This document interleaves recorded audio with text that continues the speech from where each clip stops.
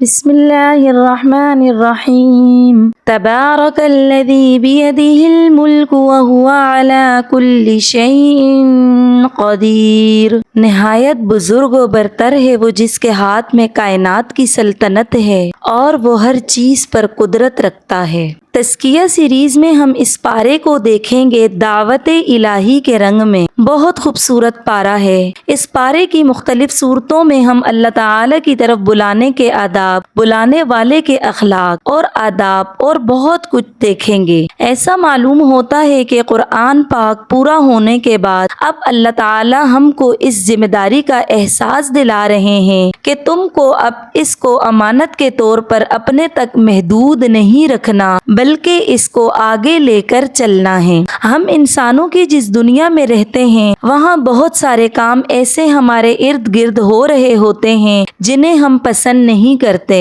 ہم پسند نہ کریں تو شاید اتنی بڑی بات نہیں، لیکن جب وہ باتیں ہمارے ارد گرد ہو رہی ہوں جس کو اللہ تعالی بھی پسند نہیں کرتا تو یہ بات بہت فکر کرنے والی ہے، اور ایک انسان اس پر خاموش رہے تو وہ گونگا شیطان ہے۔ اگر ہم چاہتے ہیں کہ ہمارے گھر صاف رہیں تو ہمیں اپنے ارد گرد کی گندگی کو بھی دور کرنا ہوگا، اور انشاءاللہ اس بارے میں یہ تمام باتیں بتائی جائیں گی، مثلاً اپنے بچوں کی تربیت کے بارے میں، ہمسائیوں کو اللہ کی طرف بلانے کے بارے میں، اور لوگوں کو برائیوں سے روکنے کے بارے میں کہ اس کا کیا طریقہ ہونا چاہیے اور کیسے کس کے ساتھ کیا معاملہ ہوگا۔ پارے کا آغاز سورہ ملک سے ہے، اور سورہ ملک کا آغاز بہت ہی خوبصورت بات سے ہوتا ہے کہ دعوت اللہ کے اندر جو سب سے پہلا نقطہ ہے وہ یہ ہے کہ جب بھی دوسروں کو اللہ اور اس کے دین کی طرف بلائیں تو سب سے پہلے اللہ کی ذات کا تعارف کروائیں۔ سورہ ملک کا بنیادی موضوع توحید ہے۔ دراصل ہوتا کیا ہے کہ جب ہم لوگوں سے کہتے ہیں کہ نماز پڑھو تو ان کو معلوم ہی نہیں ہوتا کہ نماز کس طرح پڑھنی ہے، تو نمازیں بھی پھیکی اور روکھی ہونے لگتی ہیں، اور اسی طرح ہم لوگوں کو حرام اور حلال کے فتوے دینے لگتے ہیں، لیکن ان کو علم ہی نہیں کہ کس چیز کو اللہ نے حلال قرار دیا اور کس چیز کو حرام۔ اس لیے لوگ ہماری باتوں کو سن کر انسنی کر دیتے ہیں۔ بات کانوں سے ضرور ٹکراتی ہے لیکن وہاں سے ان کے دل تک نہیں جاتی۔ اس صورت میں سب سے پہلے اللہ کا تعارف ہے، پھر زندگی کا مقصد جو آیت نمبر 2 میں بیان کیا گیا ہے۔ کسی کو بھی اگر آپ اللہ کی طرف بلاتے ہیں تو پہلے یہ بتائیں کہ اللہ نے اس کو پیدا کیوں کیا، زندگی کا مقصد کیا ہے، آزمائش یا امتحان۔ اللہ نے ہمیں آرام فرمانے کے لیے نہیں بھیجا۔ یہ دنیا کھیل تماشا نہیں، یہ دنیا کوئی ہوٹل نہیں جہاں ہم آرام دہ بستر پر بس لیٹنے کی فکر کریں۔ جب ہم اس سوچ کے ساتھ اپنی زندگی کو دیکھتے ہیں تو یہاں کے غم بھی اچھے لگتے ہیں اور یہاں کی خوشیاں بھی اچھی لگتی ہیں، کیونکہ ہر خوشی اور ہر غم امتحان ہے۔ کس بات کے لیے ہم سب کو آزمایا جا رہا ہے، ہم سب کا مشاہدہ کیا جا رہا ہے۔ جس شخص نے زندگی کے سارے مزے اور لذتوں کو لینا چاہا وہ امتحان میں ناکام ہو جائے گا، اس طالب علم کی طرح جو پڑھنے کے لیے بیٹھے اور آرام دہ بستر پر لیٹنے کی وجہ سے اونگ آ جائے اور سو جائے۔ جب انسان کے سامنے اللہ تعالیٰ کا بتایا ہوا مقصد حیات ہوگا اس کے جینے کا رنگ ڈنگ ہی بدل جائے گا۔ سب سے پہلی چیز جو لوگوں کو سکھانی ہے وہ توحید ہے کہ اللہ تعالیٰ کی ذات واحد ہے۔ اس کے بعد ہمیں بتانا ہے کہ دنیا کے آرام سے زیادہ ہمیں اپنی آخرت کے آرام کی فکر کرنی ہے۔ جب لوگوں کی نظروں میں دنیا اتنی چھوٹی ہو جائے گی تو آپ دیکھیں گے وہ خود بخود بھاگ کر آئیں گے۔ دنیا میں کتنی بھی مشکلات آتی ہیں لیکن صبر کرنا پڑتا ہے۔ اگر کسی نے تعلیم کے میدان میں کوئی سند حاصل کی ہے تو کوئی ایسے ہی نہیں حاصل کر لی، بلکہ اس کے لیے اس نے بڑی تگ و دو کی ہے۔ اسی طرح جنت میں بھی داخلہ آسانی سے نہیں ملے گا۔ اللہ تعالیٰ بتاتے ہیں کہ تم آخر کرتے کیا ہو۔ اپنے درجوں کو دیکھو، اپنی نمازوں کو دیکھو کہ کس درجے کی نمازیں ہیں، اپنے اخلاق کو دیکھو، اپنے معاملات کو دیکھو، اپنے جینے اپنے مرنے کو دیکھو۔ کیا دین کے کام احسن طریقے سے کرتے ہو؟ جس طرح دنیا کے لیے احسن بننے کی کوشش کرتے ہو تو کیا دین کے نام پر بھی تم احسن بن گئے ہو؟ جس طرح دنیا کی بات کو اہم سمجھتے ہو کیا دین کی بات کو بھی ویسے ہی لیتے ہو؟ جب دنیا داروں کی جو بنیادیں ہوتی ہیں یا دنیا کے کاموں کی جو ہدایات ہوتی ہیں جن کو ہم لیتے ہیں کیا دین کی بھی لیتے ہیں؟ ہیں۔ اصل بات یہ ہے کہ جس کو یہ بات سمجھ آ گئی وہ اس امتحان میں کامیاب ہو گیا، پھر وہ ایسا انسان بن جائے گا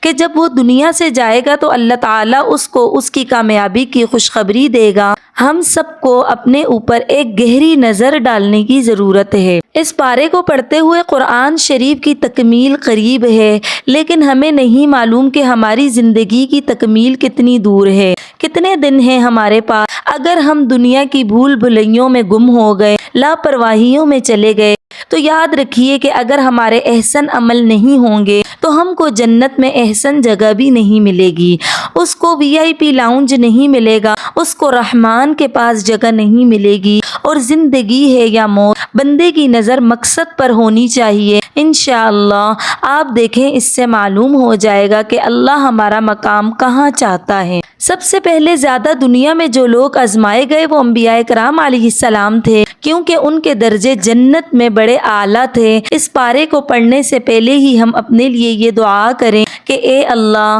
اگر ہم نے پچھلے 28 پارے احسن طریقے سے نہیں پڑھے تو یہ اگلے 2 پارے ہمیں احسن طریقے سے پڑھنے والا بنا دے، آمین۔ آیت نمبر 3 اور 4 میں اللہ تعالیٰ اپنی کائنات پر غور کرنے کو کہتا ہے کہ دیکھو تمہیں اس کائنات میں کوئی خلل دکھتا ہے، کوئی ٹیڑھا پن دکھتا ہے، آسمان و زمین میں کہیں کوئی نقص نظر آتا ہے، بار بار دیکھو، بار بار اپنی نظریں دوڑاؤ۔ اللہ نے اس دنیا کو بالکل مکمل بنایا ہے، پھر تم اپنے کاموں کے طریقے بھی دیکھو، کیا اس میں بھی تنظیم نظر آتی ہے؟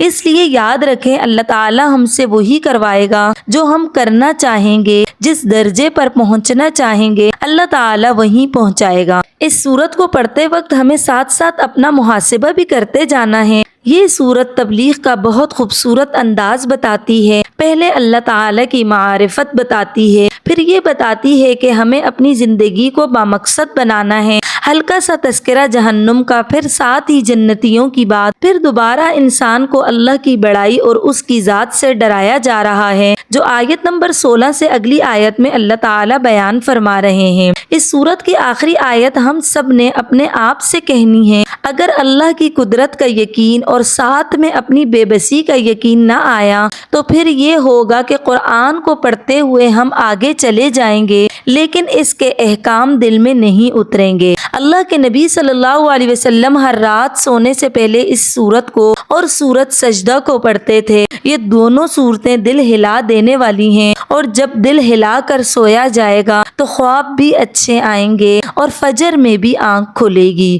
اس کے بعد سورۃ القلم شروع ہوتی ہے۔ شروع کی آیات میں اللہ تعالیٰ اپنے نبی صلی اللہ علیہ وسلم کا مقام بیان فرما رہے ہیں کہ دیکھو یہ لوگ آپ صلی اللہ علیہ وسلم کو باتیں کرتے ہیں تو سن لو، چند دن کی بات ہے، جب آپ صلی اللہ علیہ وسلم اپنے رب کے پاس جائیں گے تو ایسا اجر پائیں گے جو کبھی ختم نہیں ہوگا۔ آپ غور کر کے دیکھ لیں، دنیا کے نقشے پر ہر وقت اذان ہو رہی ہوتی ہے اور سورج کی گردش کے ساتھ ساتھ اس ٹائم زون میں نماز کا وقت ہو جاتا ہے، اور ساری بات کا خلاصہ یہ ہے کہ 24 گھنٹے دن رات اذان کی آواز ہوتی ہے، کبھی آپ کے ملک میں، کبھی کسی اور کے ملک میں۔ تو کیا ہوا، اللہ کے راستے میں اگر آپ لوگوں کی باتیں سنیں، جس بندے نے اخلاص کے ساتھ دین کی دعوت کا کام کیا ہوگا اس کا اجر قیامت تک باقی رہے گا۔ امتیوں میں امام بخاری رحمہ اللہ اور امام مسلم رحمہ اللہ کو دیکھ لیں۔ پھر اسی طرح آیت نمبر 9 ہم سب کے لیے بہت زیادہ غور طلب ہے، جب دین کی طرف آنے والے کو کس طرح لوگ آہستہ آہستہ دین سے ہٹاتے ہیں، کئی محبتوں کے واسطے دیں گے، کئی ذمہ داریوں کا احساس دلائیں گے، کبھی ڈرائیں گے، کبھی دھمکائیں گے، کبھی کہیں گے تم بیوی ہونے کا حق ادا نہیں کر رہی، کبھی بیٹی ہونے کا حق نہیں دے رہی، کبھی دنیا کو اتنا خوبصورت بنا کر دکھائیں گے کہ ان کا مقصد کیا ہے کہ کاش تم ان کی باتوں پر دین سے پیچھے ہٹ جاؤ،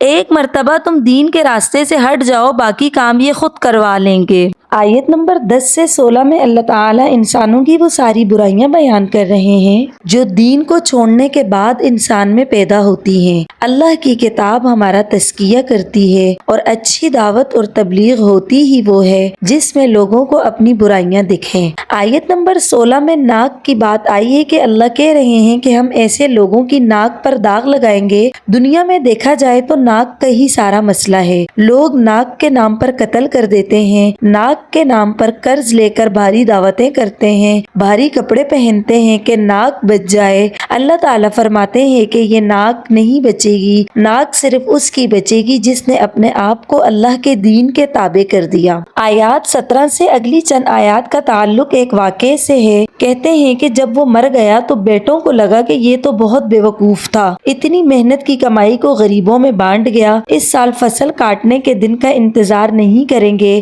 آدھی رات کو جائیں گے اور کاٹ کر آ جائیں گے، نہ کوئی غریب ہوگا نہ ہمارے لیے کوئی مشکل ہوگی کہ منع کر سکیں۔ لیکن جو باغ انہوں نے غریبوں اور مسکینوں سے بچایا تھا وہ ان کے اپنے نصیب میں بھی نہ ہوا۔ اس دنیا کو اللہ تعالیٰ نے ایک باغ سے تشبیہ دی ہے، اور جو اس دنیا کو صرف اس میں خرچ کر رہا ہے اور دن رات لٹا رہا ہے، اس کا حال اس باغ والے کی طرح ہوگا کہ جب قیامت کے دن پہنچے گا تو کچھ نہ ملے گا۔ اس کے ساتھ ہی ہم نے ان آیات میں یہ بات دیکھی کہ باغ والوں کی توبہ ان سے اتنا بڑا گناہ ہو گیا کہ جب انہوں نے توبہ کی تو اللہ تعالیٰ نے معاف کر دیا۔ اس کے ساتھ ساتھ ان آیات سے دعوت کے انداز میں ایک بات یہ بھی معلوم ہوئی کہ جب کبھی لوگوں کو دین کی دعوت دیں تو کچھ واقعات سنانے چاہیے، کچھ مثالیں، کچھ کہانیاں دوسروں کو ایسی سنانی چاہیے جس کو سننے کے بعد دوسرے لوگ بھی سوچنے پر مجبور ہو جائیں۔ پھر آیت نمبر 42 سے 46 تک اللہ تعالیٰ قیامت کے دن کی کچھ جھلکیاں بیان فرما رہے ہیں۔ اس صورت سے کیا پتہ چلتا ہے کہ لوگوں کو شان رسالت اللہ کے نبی صلی اللہ علیہ وسلم کے اخلاق، ان کے معاملات دکھاؤ۔ پھر دوسری بات قلم کے استعمال کی اہمیت کی اور لوگوں کی باتوں میں آ کر دین میں سستی نہ کرنے کی۔ دعوت کے جواب میں اس کتاب کو نہیں چھوڑنا، اور باغ والے واقعے سے ہم نے سیکھا کہ جو چیز ہم بچانا چاہتے ہیں وہ موت کی صورت میں ہم سے نہیں بچے گی۔ پھر توبہ کی بات ہوئی، اور پھر ایک اور نکتہ جو ہم اپنی تبلیغ میں شامل کر سکتے ہیں، لوگوں کو اس بات کا یقین دلانا کہ مجرم اور مومن دونوں برابر نہیں ہو سکتے، جو کرے گا وہی برے گا۔ اور آخر میں حضرت یونس علیہ السلام سے یہ سیکھا